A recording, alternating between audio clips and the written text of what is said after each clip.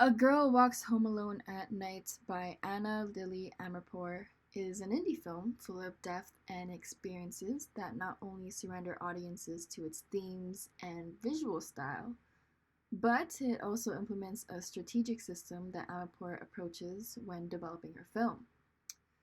There are varying elements displayed within the film, such as the noir backdrop, the choice of music, the symbolism, the emotions that are bound to each scene, the meticulously composed camera shots, the anamorphic lens, and the contrast between lighting and shadows, and so much more.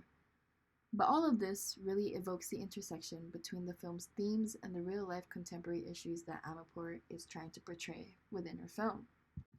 Independent filmmakers see themselves as challenging the hegemony of Hollywood, issuing entertainment, fantasy, pleasure, happy endings, and offering instead harsh and edgy stories about life in contemporary society. Amirpour approaches this aspect by her choice of themes such as loneliness and isolation, power, gender and identity, desire and longing, and of course social commentary such as class disparity, drug addiction, and social and urban decay. Let's focus on the contrast between the lighting and the shadows of the film. Why does Amirpour engulf the film in a noir backdrop with dark shadows and mostly one light source? Well, it is fairly obvious that Amirpour uses this approach to create a psychological and emotional roller coaster that becomes embedded within her audience. And it creates a mysterious and uneasy feeling settled between scene to scene.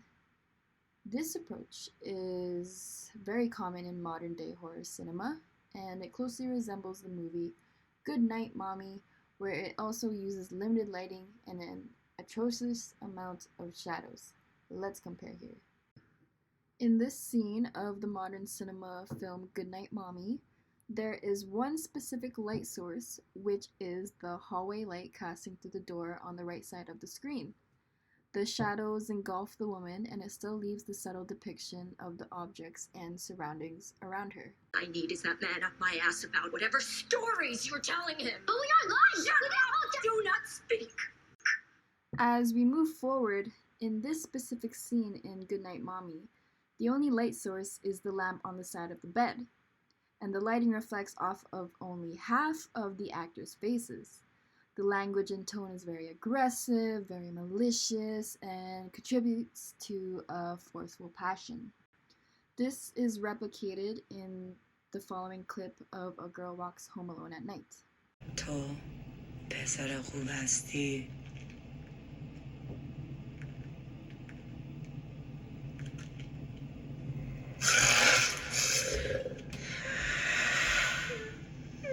میتونم چشماتو از حدقه در بیارم فتن سگا بخورم.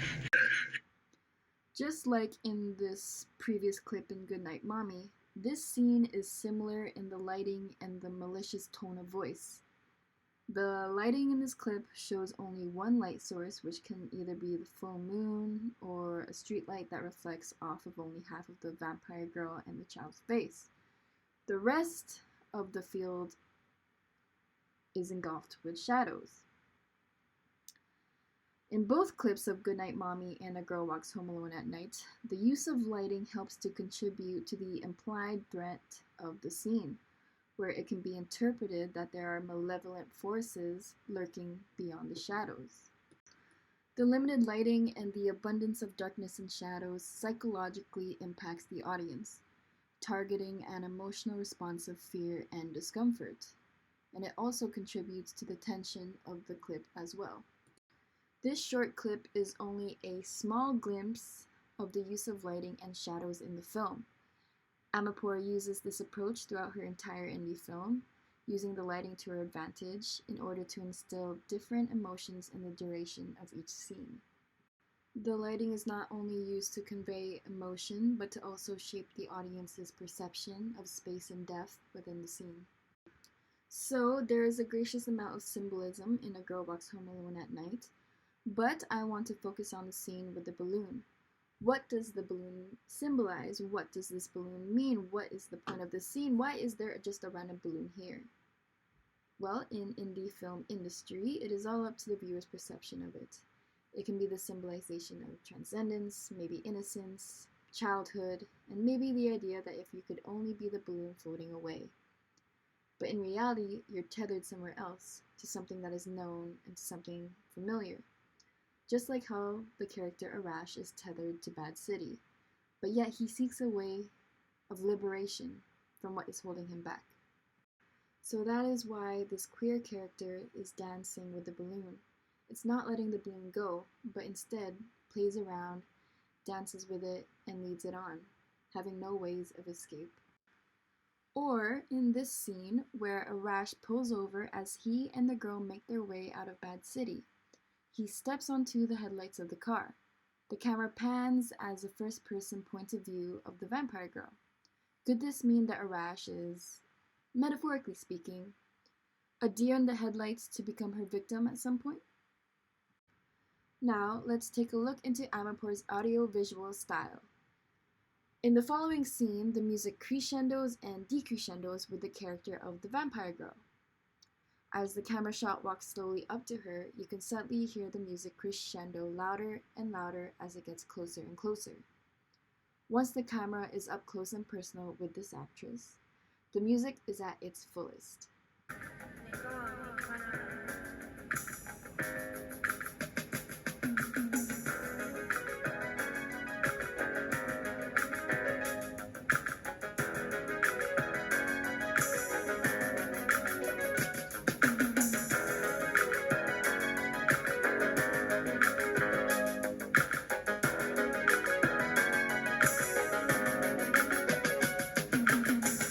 Oriental dress, the one you love is a mess. White lights, it's all a dream, lost in fire. This golden obsession, music in my heart, deep in my eyes, dancing from the opium. In a perfect world where nothing dies, broken glass on the bottom of my heels. If you listen closely to the lyrics, it is in English. Even though the language of the film is solely in Iranian, the lyrics state, "The one you love is a mess. White lights is all a dream. Lost in a fire, this golden obsession, music in my heart, deep in my eyes, dancing from the opium, in a perfect world where nothing dies." Could this be sort of a wink-wink, nudge-nudge situation? Where the lyrics target Arash and the vampire girl's relationship? The one you love is a mess. The vampire girl has a past of killing, hatred towards men. Obviously is a mess within herself because she believes she is unlovable. Whereas Arash, on the other hand, is a mess because of the loss of his father, wanting to find love and wanting to fill that void. They both are portrayed as characters that are lonely and isolated, and they both desire longing. This shows Amirpour's unique style in connecting not only visual means but audio and music choices to align with her indie film strategy. In this scene with the prolonged camera shot, the duration of the scene goes on for almost 5 minutes. The music is upbeat and gives a romantic aura and energy. It shows the makings of a toxic love story between passion and murder. It is very sentimental and in a way very sensual as well. When the sun is drowned in the deathly sea, I can feel my heart beating as I speed from the sense of time catching up with me. The sky set out like a pathway. Arash is dressed up in a Halloween costume and the vampire girl has her neck exposed. Oh, the irony! Explicitly showing her desire to be bitten by him and to make her feel human again and to make her feel mortal and closer to him. The who decides which route we take?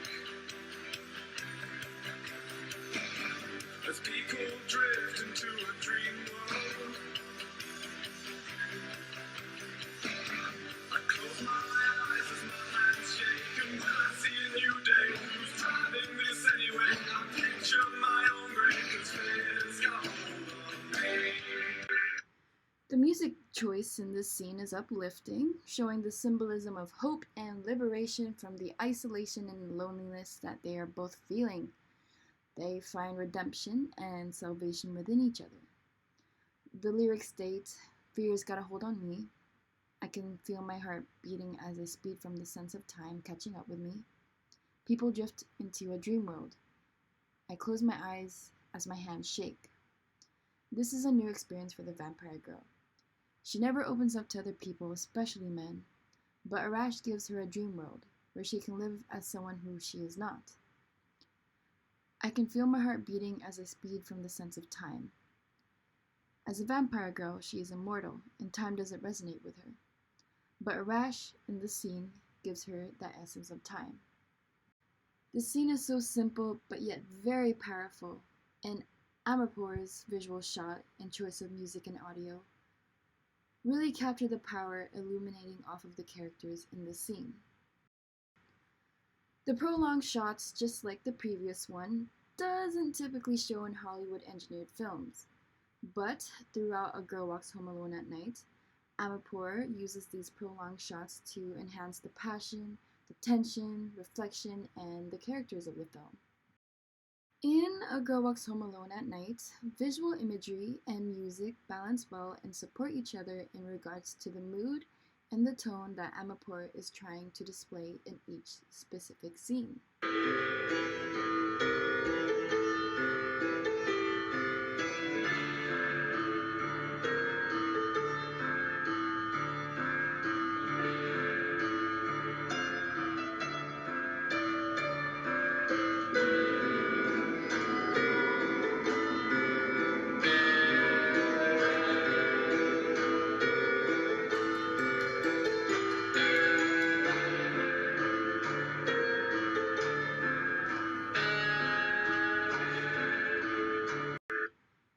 The music choice in this scene is very off-putting. The out-of-tone piano, overlaid on top of the dreary landscape of Bad City, as well as Arash looking absolutely defeated, enhances how unlively the landscape, the lifestyle, and the environment really is. It also enhances how the dreariness of the environment around Arash is really affecting him mentally. The balance of the off-tone piano and the uninteresting and empty landscape visual shots amplify the unstimulating sense of disconnection, targeting how lonely and isolated these characters really are. From the point of view of the indie world, independent films are made from passion, from the filmmaker's intense personal commitment to tell a particular story in a particular way. Passion is the opposite of a commercial sensibility. The heat of passion is opposed to the coldness of cash. It is very evident that Anna Lily Amarpour portrays passion within each scene in A Girl Walks Home Alone at Night. Whether it is passion towards the symbolism, the lighting and shadows, the balance between the music and visual scenes, and the camera shot strategies, Amarpour has created this indie film that is always up for interpretation, by creating her own take and vision of her story. Thank you.